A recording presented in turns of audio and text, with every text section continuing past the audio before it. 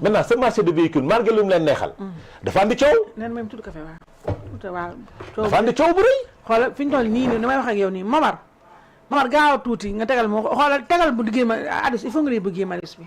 texte bi voilà parce que loolu laa bëgg am na beneen député bu tontu Guy Marius parce que fi nga toj xoolal liiral lii mu ne hier une journaliste m'a contacté et m'a demandé le prix des voitures des députés et leur après nga teg député li ma la yónnee léegi. maintenant il parle à tous les journalistes au peuple sénégalais nous tous y compris je ne connais ni la marque ni le prix de la voiture que l'Assemblée nationale s'apprête à mettre à ma disposition.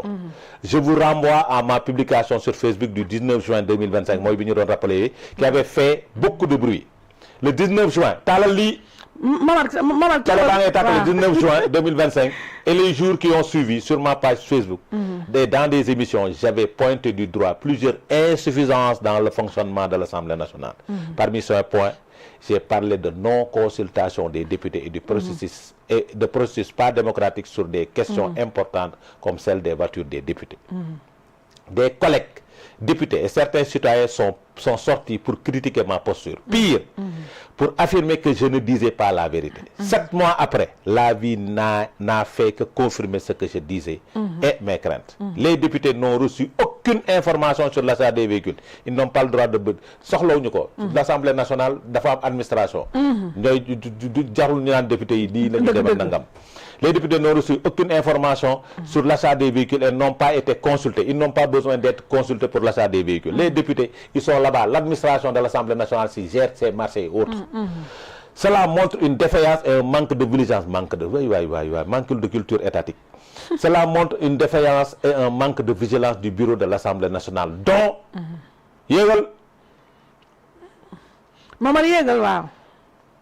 dont la majorité des membres au nombre de 17 plus les représentants du groupe parlementaire 3 n'a pas joué son rôle, n'a pas présenté les 145 autres députés ni le peuple. C'est-à-dire quand on lance des marchés, la fay député du l'administration de l'Assemblée nationale, lan lay jëriñ. La majorité de ces 20 députés doit des comptes et des excuses aux députés et au peuple sénégalais. Cependant, parmi ces 140 députés qui n'assistent pas aux réunions du bureau de l'Assemblée nationale, la majorité a gardé un silence complice sur la question des véhicules. Or, s'il avait eu une autre posture, les choses ne se seraient pas passées ainsi. Je salue, félicite et encourage les membres du bureau de l'Assemblée nationale qui résistent, même s'ils sont minorisés.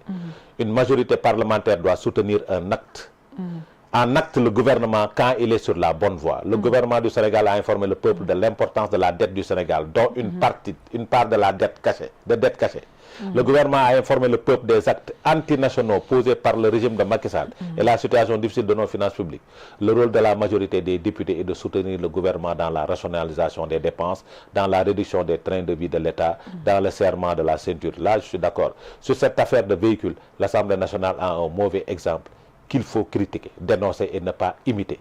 Et ajoutons, plus jamais ça. Surveillons l'Assemblée nationale et veillons à ce que plus jamais cela ne se reproduise.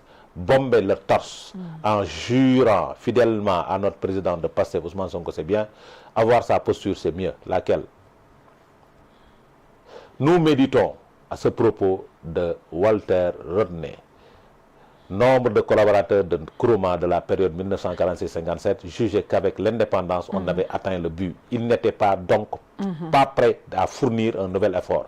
Au lieu de tendre toutes leurs forces pour ce second et difficile combat, celui de l'indépendance économique, ils se préoccupent simplement d'amasser des richesses qu'ils estimaient devoir être la juste récompense de leur sacrifice antérieur. De nouveaux sacrifices. S'ils s'y refusaient, autrefois, ils établissaient des liens de camaraderie avec le peuple. Maintenant, ils le trompent. Au lieu d'être au service du pays, ils étaient au service de leur égoïsme. Tout ce qui leur importait, c'était de garder leur poste et leur fonction et jouir du butin qu'ils en retiraient. Foofu la yema Guy Marius xoolal moo indi beneen bi xoolal lu ko kii doon ba day député Pastef ku ko toon lat la tudd Baye Laxaat Ndiaye xaw ma. L'honorable député Baye Laxaat Ndiaye répond à Guy Marius Sagna. Mon cher honorable Guy Marius Sagna doon bañ honorable de. Tu as parlé comme toujours. Tu as fait une belle sortie avec ta part de vérité. Même si elle reste relative, les concernés pourront te répondre et c'est normal. Mais vouloir le beurre et l'argent du beurre, ça ne marche pas. Dire des vérités aux personnes ciblées ne te suffit plus. Tu t'en prends maintenant à 140 autres députés en parlant de silence complice. Ce n'est pas responsable, ce n'est pas juste. Et surtout, ça ne te ressemble pas. Parmi ces 140, beaucoup n'ont rien demandé. Et on ne leur demande rien non plus. Ils ne siègent dans aucun comité, ne participent à aucune réflexion stratégique, ne rédigent aucun manuel au plan et ne bénéficient d'aucun privilège. L'idée, lié à la CEDEAO, député, depuis le fond. Lié à la CEDEAO, l'UEMOA ou d'autres institutions, ils sont là pour le travail parlementaire, rien d'autre. Ils s'expriment quand un sujet les concerne et gardent le silence quand ce n'est pas leur rôle. Et dans tous les cas, les avis, leurs suggestions, leurs alertes ne sont presque jamais sollicités, ni prises en charge, malgré leurs compétences et leurs expériences. Alors, venir les accuser ou les attaquer, c'est injuste et inutile.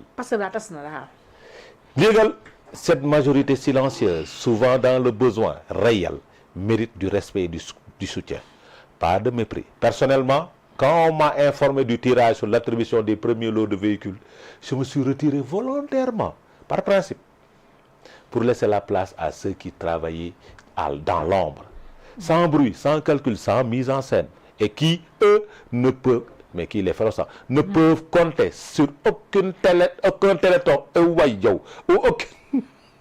aucune initiative médiatisée pour espérer un véhicule de travail ou un appui. Quand l'on fait des volontaires de temps, il est féroce. Critiquer le système, oui. Pointer les décideurs, critiquer le système, oui. Pointer les décideurs, oui. Mettre tout le monde dans le même sac, non. Restons justes, restons utiles, restons dignes. Je t'apprécie, tu le sais. Mais là, tu exagères en t'en prenant à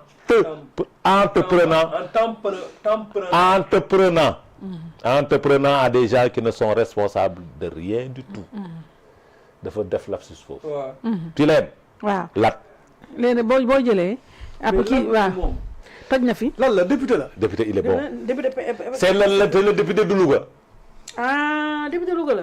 Pastef ah. Ouais. Pastef. C'est le député de Louga. C'est rare qu'un pastéfien écrit si bien le français. C'est-à-dire il a écrit wax na problème am. dóor na ay bal te kenn du ci mer. te man li ma jaaxal aussi mooy à noter le mutisme de l'opposition. opposition parlementaire kenn ñëpp partout sañu may. Thierno Alassane nee na du jël. non xam nga Thierno sax moom moo ñu gis du jël oto ba. du jël oto par nag Aïssatou suy taw. kenn du fa beere. waaw mais nañu reyante seen biir. waaw mais quand même opposition parlementaire bi dañu war a jël position ndax ne wax naa ne fi réew mu toll ak opacité bu entouré attribution marché